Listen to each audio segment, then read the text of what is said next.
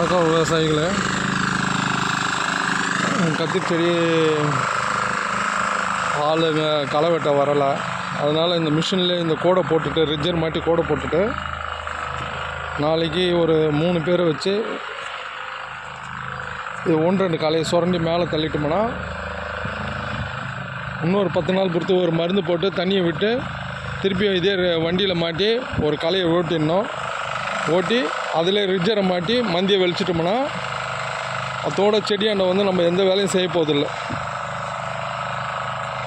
அதோட பில்லு வந்தால் 1-2 வந்தால் கையில் பிடுங்க வேண்டியது தான். ஏன்னா இதோட அந்த வேறு பகுதி வந்து இது ஃபுல்லாக வந்துடும். அதுக்கப்புறம் நம்ம செடியை களை வெட்ட ஆரம்பித்தோம்னா காய் காய்க்காது, பூ வந்து நிற்காது செடியில்.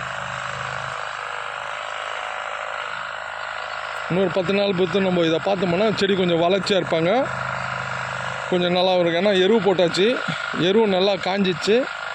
காஞ்ச எருவுக்கு தண்ணியை விட்டோம். பாருங்கள் ஈரப்பதம் எப்படின்னு பாருங்கள்.